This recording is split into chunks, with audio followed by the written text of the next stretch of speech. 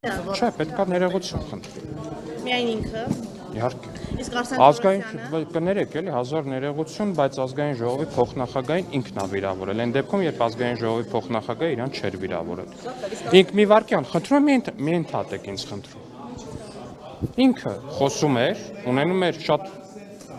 այսպես ասած ծայրաստիճան վիրավորականի ու առհասարակ պարկեշտի սահմանին ուղղակի ելույթ, իրան ոչ մեկ տեղից ոչինչ չէր ասում։ Բոլորը լուր լսում էին ինչպես հարկն է վարվել պարլամենտում։ Նույնատիպ, նույնական, առանց էսկալացիայի մի գրադուս անգամ բարձրացնելու, լրիվ նույնական ելույթ արդեն հակընդդեմ ունենում էր Հակոբ Արշակյան։ Եվ ինքը որոշեց, որ Ռոբերտ Քոչարյանի փոքր տղան լինելը իրան իրավունք է վերապահում, որ ազգային ժողովի փոխնախագահին անվանի լակոտ։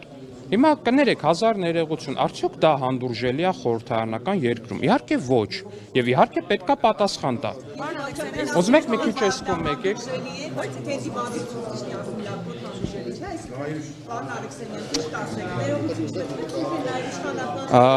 Հազար ներողություն, բայց մեր ընդդիմադիր գործընկերները Այսպես մի քիչ էս կողմ եկեք, սիրելի գործընկերներ, մեր գործընկերների ճանապարհը չփակենք։ Կներեք, պարոն Քոչարյան, Անդրանիկ Քոչարյան, շեշտեմ։ Եկեք էս։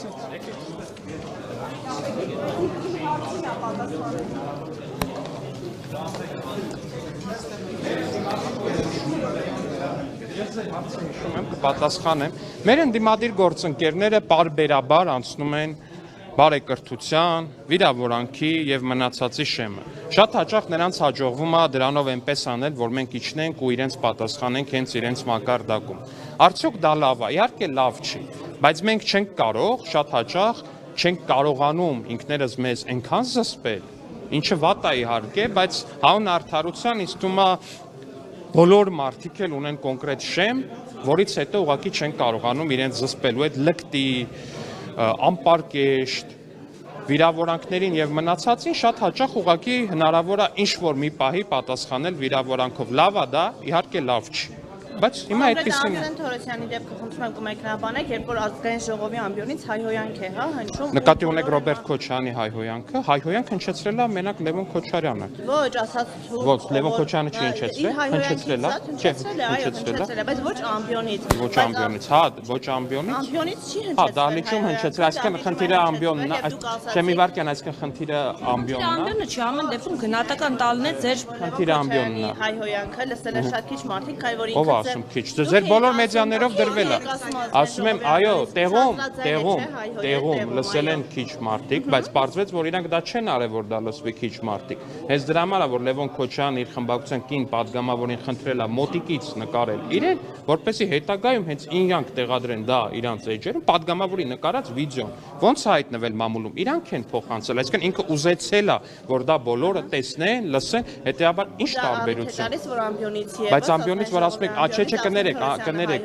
կներեք, Արսեն Թորոսյանը, որ ասում եք հայհոյի, հայհոյանքը ինքնին ունի բառարանային իմաստ եւ ոչ բառարանային իմաստ, էլի այդ բառարանային իմաստով Արսեն Թորոսյանը էլի մարդ է ուղղակի հունից դուրս է եկել մեծ հաշվով։ Հայհոյանքին ի պատասխան, կներեք, հայհոյանքին ի պատասխան, հնչած հայհոյանքին ի պատասխան բան արել։ Վերարտադրել է, որ նայեք, այտենց ուղղակի ի պատասխան տես բան արել։ Լավ է թե վատ, իհարկե վատ է։ Իհարկե վատ է, բայց հենց սրա մասին է խոսքը, հա, ժողովուրդ ջան։ Հենց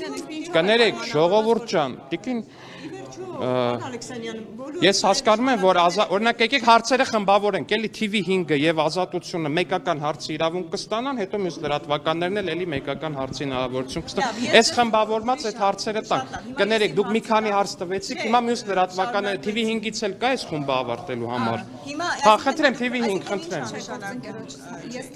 Չէ, խմբավորենք հարցերը, կներեք։ Հարցեր տան անցնենք մյուսին, Չէ, դե որտեղ մյուս լրագրողներն են ուզում հարցեր տալ։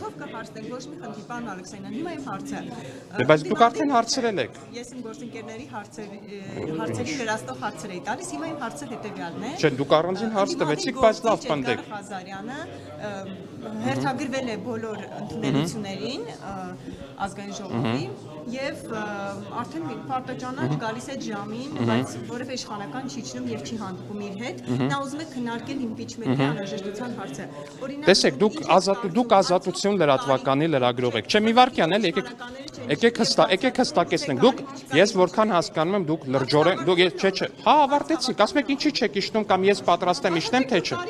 Ահա, շատ լավ, հասկացա։ Մի վարքյան հիմա բացատրեմ։ Դուք որքան ես հասկացա, ազատություն չգիտեմ, որ ազատություն լրատվականի լրագրող եք ու որքան հասկացա, դուք բավականին լուրջ ու հետամուտ կերպով հետևում եք Էդգար Ղազարյանի գործունեությանը եւ լավ եք անում, որտեվ այո, քաղաքական, այո, չէ, կոնկրետ այս դեպքին հետևում եք, բոլորին եք հետևում, լավ եք անում, բայց այս դեպքին էլ եք հետևում, ճիշտ է։